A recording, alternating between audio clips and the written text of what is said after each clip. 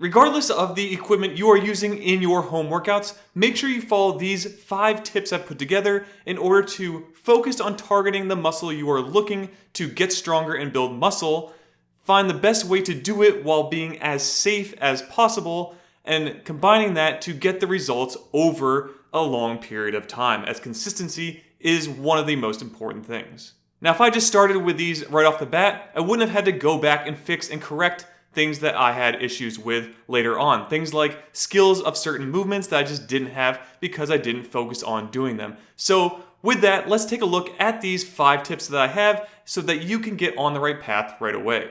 So my number 1 item in this list is going to be focusing on form, technique, also known as skill of an exercise before going and using progressive overload to get stronger in that movement. Now, I know right away you're excited to get in, get stronger, and build muscle as fast as possible. However, you may find that if you do it that way and you really start to just push weights as hard as you can, but you don't focus on the actual skill of the movement, that you get injured very early on. And I want you to avoid that as much as possible. So either get some kind of coach to work with you, go online, look up exercises, film yourself, whatever it is, in order to learn the movement properly, and then do that with reduced weight for a while. Once you feel comfortable, then you start adding on more resistance to the movement. I like to focus on between 5 and 10 reps personally.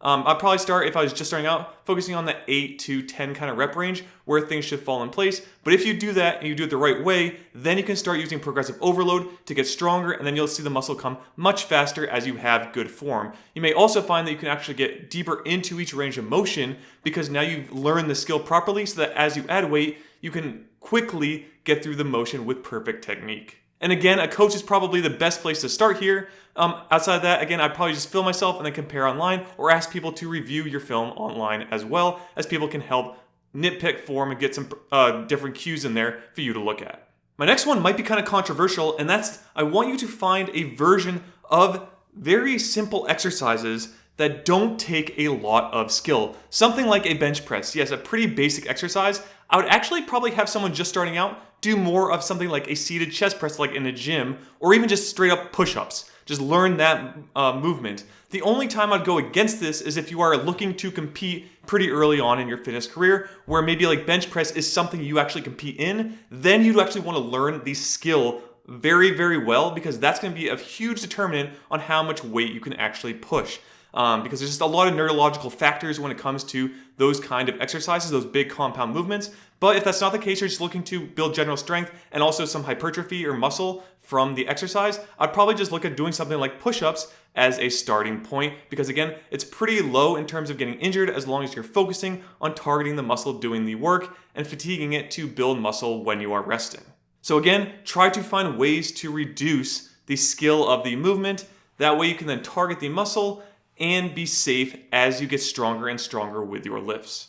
Now, my third point is bouncing off number 2, and that is finding the safest way to do the exercise as well. So again, we don't want to be doing things that are very, very dangerous, especially if you're just like the average Joe and you're not looking to do all these crazy movements, things you might see with like CrossFit where they're doing all these, crazy kipping pull-ups and stuff. You don't really need that. Just focus on strict form and then going as close to failure as you personally can to activate all of the motor units in the muscle, fatigue them, which will then generate the stimulus needed to build muscle and strength when you are resting, primarily sleeping, but when you are resting outside the workout. Remember, you don't build muscle and strength during the workout. It's when you are recovering that your body has to fix all the damage from the workout and then build on top of it to try and protect it from the next time you have that stimulus in your next workout.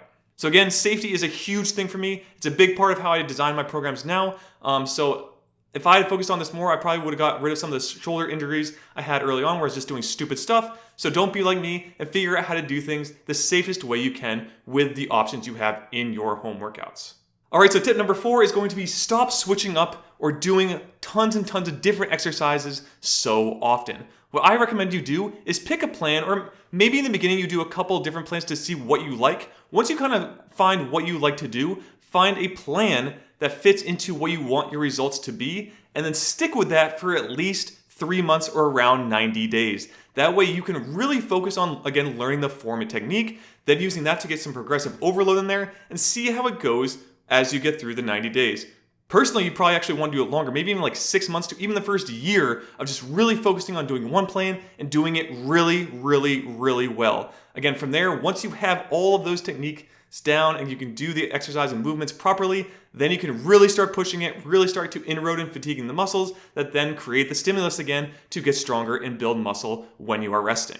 And my fifth and final tip is that you should have 6 specific movement patterns in your weekly workout to really hit the entire body well. I really don't care what split you do. I personally like the full body split right now, but whatever split it is, make sure you have this movement pattern throughout the week somewhere in there in order to really target and hit the body overall to have a well-rounded body. So the first movement is going to be some type of vertical pushing movement. A lot of these would be an overhead press. But just know, this is one I like to have in every single one of my training routines. Really targets the shoulders a lot, but just make sure you have some kind of overhead pressing movement. With that, you should also have a vertical pull. So something like a pull-up or a pull-down would work very well here, but some kind of pulling movement that really targets the biceps and the lats. So really, this is a lat-based exercise, but the biceps will be heavily involved as well, regardless of the hand position. Yes, if you face your palms towards you or supinated, you would activate more of the biceps, but it really doesn't matter. Whatever you do is all going to work your biceps, especially if you're going all the way or as close to failure as possible. You are going to feel your biceps start to burn as you go through that range of motion. So the third movement pattern is a horizontal push. So this could be something like push-ups, bench pressing, chest press, all of those things that really work the chest, as well as your triceps will be involved as well, again, as you get closer and closer to that failure point. So again, that's the third one that you should use, is some type of horizontal pushing movement. Number 4 on the list is going to be some type of horizontal pulling movement. So this is going to work mostly the mid and upper back.